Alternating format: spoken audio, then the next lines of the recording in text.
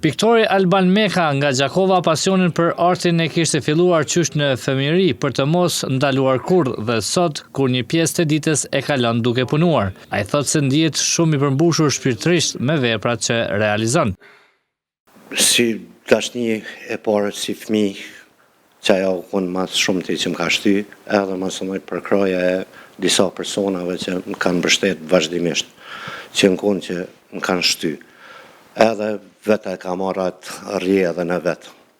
Edhe arti për dijet që është një gjuhë pa kufi, është një shpreje e lirë.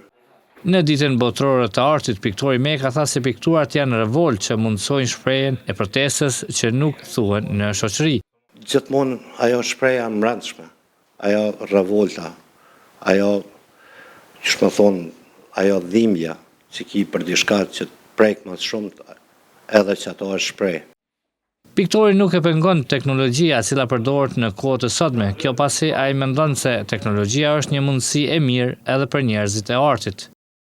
Duhet me ecë me kohën, me zhvillime të reja, edhe në të ardhmen me pas shumë artista që edhe mirë me teknologji, me digital art që është shumë ma heret, edhe kom pas fatin me manipulu me disa fotografi në digital, po nuk është natyre jamja, ju kom najt besnik, fanatik i pikturës.